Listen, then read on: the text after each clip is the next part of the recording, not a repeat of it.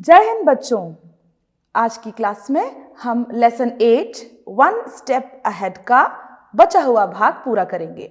हम रिकॉल करते हैं, हमने अपनी लास्ट क्लास में देखा कि doctor APJ Abdul Kalam interview देने के लिए दिल्ली की ओर ट्रेन में सफ़र करते हैं। ट्रेन में यात्रा करते समय उन्हें कंट्री साइड दिखाई देता है और उन दृश्यों को देखकर वे भारत के इतिहास की कल्पना करने लगते हैं। और उसके बाद जैसे ही वो दिल्ली की ओर कूच करते हैं तो उन्हें गंगा नदी की उपजाऊ भूमि की याद आती है। आगे बढ़ते हुए दिल्ली का इंटरव्यू क्लियर करने के बाद देहरादून की ओर जाते हैं, जहां उनको एक और इंटरव्यू में भाग लेना था। देहरादून में इंटरव्यू में भाग लेने के बाद जब उन्हें ये पता चलता है कि उनका सिलेक्शन वहाँ नहीं हुआ है तो वो बहुत निराश हो जाते हैं और निराशा के मूड में अपने सवालों के जवाब ढूंढने के लिए एक पहाड़ की चोटी पर जाकर खड़े हो जाते हैं, जहां वे अपने सवालों की जवाबों की तलाश कर रहे हैं। तभी उनको स्वामी शिवानंद का आश्रम दिखाई देता है और वहां से आवाजें सुनाई देती हैं। उनके मन में विचार आता है, वो गंगा नदी की ओर प्रस्थान करते हैं। गंगा नदी में स्नान करने के बाद वे आश्रम की ओर बढ़ जाते हैं, जहां उनको कई साधु ध्यान में लीन दिखाई देते हैं। तभी उनकी मुलाकात स्वामी शिवानंद से होती है, जहां पर वह स्वामी शिवानंद का जो व्यक्तित्व है उसका वर्णन करते हैं, उसके बारे में बताते हैं और फिर ये बताते हैं कि उनके एक शब्द भी कहे बिना किस प्रकार स्वामी शिवानंद उनके मन में उठे सवाल और प्रश्नों का जवाब देना शुरू कर देते हैं। आगे बढ़ते हैं कि APJ अब्दुल कलाम की जो चिंताएं थीं, उनके जवाब में स्वामी शिवानंद ने उनको सांत्वना देने के लिए क्या कहा। Then he said in a feeble but very deep voice, "Desire, when it stems from the heart and spirit, when it is pure and intense, possesses awesome electromagnetic energy. This energy is released into the ether each night as the mind falls into the sleep state. Each morning it returns to the conscious state reinforced with the cosmic currents." यहाँ स्वामी शिवानंद बताते हैं, बहुत ही feeble कहते हैं कमजोर, कोमल सी आवाज में आप APJ अब्दुल कलाम को समझाते हुए कहते हैं कि डिजायर का मतलब होता है ख्वाहिश, इच्छा। हमारी इच्छा when it stems from the heart, जब वो हमारे हृदय से, और स्पिरिट यानी आत्मा, जब वो आत्मा और हृदय से आती है, when it is pure and intense, जब वो प्योर होती है, शुद्ध होती है और इंटेंस होती है, it possesses awesome electromagnetic energy. तो इस इच्छा से एक प्रकार की इलेक्ट्रोमैग्नेटिक एनर्जी रिलीज होती है। इलेक्ट्रोमैग्नेटिक का अर्थ होता है विद्युत चुंबकीय ऊर्जा। This energy is release into the either, और ये जो एनर्जी है इलेक्ट्रोमैग्नेटिक एनर्जी, ये ईच नाइट, हर रात जब हम स्लीपिंग स्टेट में होते हैं, जब हम सो रहे होते हैं, तो ये ईदर का अर्थ होता है यहाँ पर इस लेसन में ईदर का मतलब है आकाश यानी वायु, यानी यहाँ पर हम समझ सकते हैं कि स्वर्ग। तो ये जो इलेक्ट्रोमैग्नेटिक एनर्जी होती है हमारे स्लीपिंग स्टेट में, सोते समय, ये आकाश की ओर वायु में रिलीज हो जाती है, निकल जाती है। And each morning it returns to the conscious state, और प्रत्येक सुबह जब हम जागते हैं, जब हम उठते हैं, तो ये इधर से लौटकर वापस आती है, और किस रूप में आती है, reinforced with the cosmic currents, जिसमें ब्रह्मांडीय धाराएं होती हैं और रेनफोर्स्ड होती है, ऊर्जा से भरपूर होती है। That which has been imaged will surely and certainly be manifested. आगे स्वामी शिवानंद कहते हैं, जो हमारे भाग्य में लिखा है, that which has been imaged will surely and certainly be manifested. जो इमेज, जो खाका, जो एक ढांचा हमने बनाया है प्राप्त करने का, अचीव करने का, will surely and certainly be manifested. वो पक्कों में लौट कर जरूर आएगा। मैनिफेस्ट का मतलब होता है दृष्टिगोचर होना, यानी वो हमारे सामने अवश्य ही प्रकट होगा।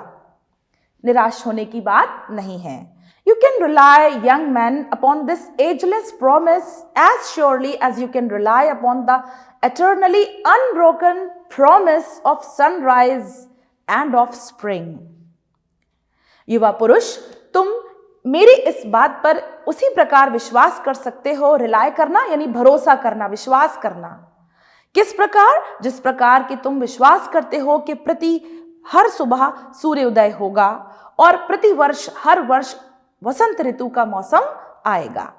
ये चीजें अनब्रोकन हैं, यानी इनको बदला नहीं जा सकता।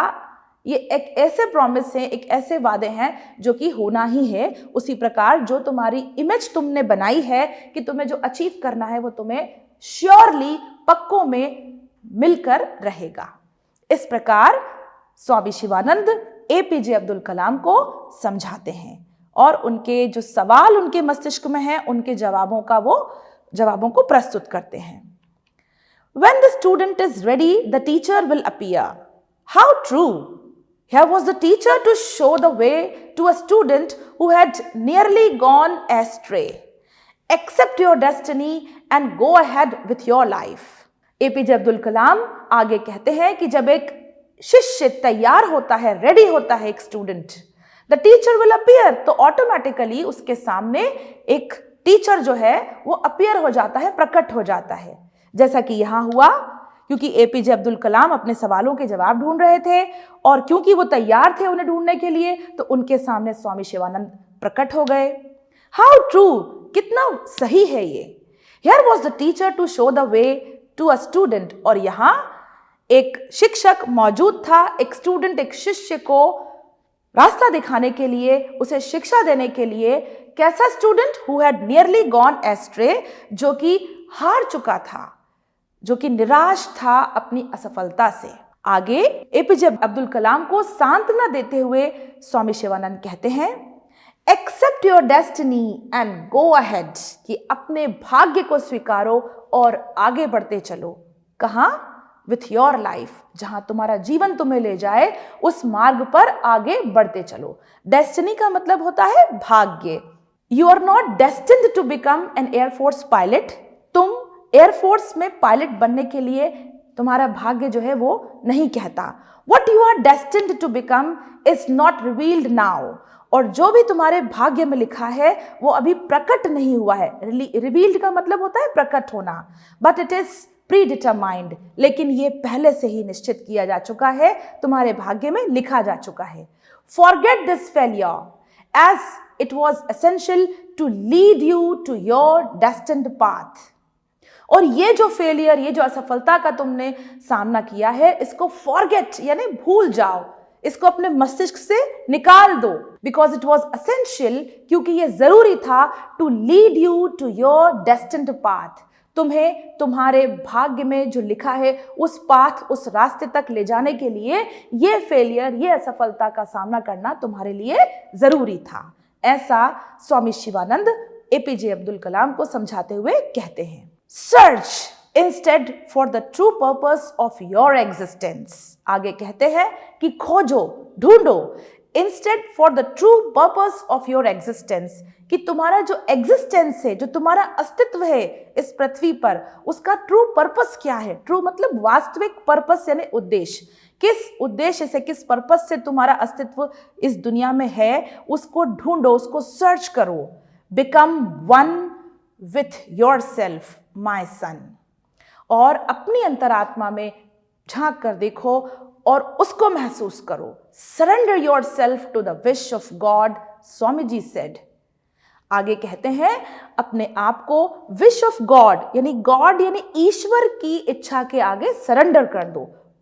जैसा ईश्वर ने तुम्हारे भाग्य में लिखा है वो एक दिन जरूर प्रकट होगा, उस तक तुमको ईश्वर एक दिन जरूर पहुंचा देगा। ओवरऑल एपीजे अब्दुल कलाम ये समझाना चाहते हैं कि ऐसे पड़ाव हम विद्यार्थियों के जीवन में पल पल आते रहते हैं।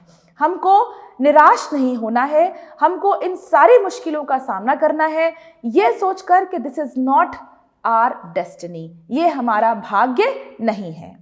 What is written in my destiny, जो कुछ भी मेरे भाग्य में लिखा है, that will certainly appear, वो एक ना एक दिन जरूर प्रकट होगा, सामने आएगा और प्राप्त होकर ही रहेगा।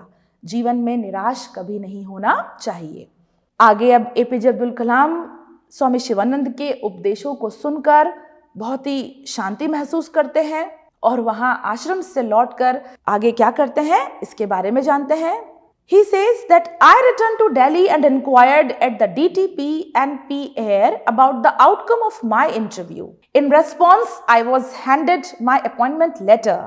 I joined the next day as senior scientific assistant on a basic salary of rupees 250 per month. APJ Abdul Kalam बताते हैं कि स्वामी शिवानंद के आश्रम से लौटकर वो वापस दिल्ली जाते हैं देहरादून से और वहां वो अपने डीटीपी एंड पी एयर का जो उन्होंने इंटरव्यू दिया था उसके बारे में जानकारी लेते हैं। इंक्वायर्ड मतलब जानकारी ली। About the outcome of the interview, outcome मतलब उसका परिणाम, जो इंटरव्यू उन्होंने दिया था उसका परिणाम जानने के लिए वो वहां जाते हैं। इन रेस्पॉन्स, और उसके बदले में, उसके जवाब में, he was handed by an appointment letter, उनको एक अपॉइंटमेंट लेटर, एक नियुक्ति पत्र जो है वो थमा दिया जाता है। हैंडेड मतलब हाथ में सौंपना। I joined the next day as senior scientific assistant on a basic salary of rupees 250 per month. और यहाँ वो बताते हैं कि वो इस जॉब को, जिसका नाम था senior scientific assistant, senior scientific assistant की पोस्ट का नियुक्ति पत्र उनको दिया जाता है और जिसकी सैलरी थी 250 रुपीज पर मंथ, 250 रुपए प्रति माह। If this was to be my destiny, वो कहते हैं कि यदि यही मेरा भाग्य है, I thought let it be so, तो मैंने सोचा कि चलो ठीक है यही सही। Finally I was filled with mental peace, और अंततः मैं मेंटल पीस यानी मानसिक शांति जो थी वो मुझे प्राप्त हुई। No more did I feel any bitterness और resentment at my failure to enter the air force. No more यानी अब और मैं इस बात को लेकर दुखी नहीं था कि मेरा एयरफोर्स में सिलेक्शन नहीं हुआ। ऑल दिस वॉज इन 1958, और ये पूरा घटनाक्रम जो था वो 1958 के वर्ष में घटित हुआ। तो बच्चों, आपने सुना कि ये एपीजे अब्दुल कलाम की ऑटोबायोग्राफी का एक छोटा सा भाग आपके टेक्स्ट बुक में दिया गया है, ताकि यदि आप अपने जीवन में किसी असफलता का सामना करें तो निराश नहीं होना है। फेस द फेलियर, जो फेलियर है उसका सामना कीजिए और ये सोचिए कि this is not your destiny, ये आपका भाग्य नहीं है। Now there is one more question in which you have to write the full forms of these abbreviations. यहाँ पर आपको कुछ एक एब्रिविएशन दी है और कुछ 3 एब्रिविएशंस आपको अपने आप लिखना है और उनके फुल फॉर्म्स लिखना है। द फर्स्ट इज, जैसे कि आपको टेक्स्ट बुक में लिखा था कि DTD&P stands for Directorate of Technical Development and Production. Such items are known as abbreviations. Make a list of at least 3 abbreviations known to you. The first one is done for you, that is Indian Air Force, that is IAF. Now next I have given to you Indian Military Academy, IMA, and the next is National Defense Academy, NDA, and the last is United Nations Organizations, UNO. आप और भी practice के लिए abbreviations और उनके full form लिखकर इनका अभ्यास कर सकते हैं। तो बच्चों, आई होप कि आपको लेसन अच्छे से समझ में आया होगा। उस पर बेस्ड टेक्सचुअल क्वेश्चन आंसर्स को आपको स्टडी करना है, तैयार करना है आपकी फाइनल एग्जाम की तैयारी के लिए। आज की क्लास में इतना ही। धन्यवाद।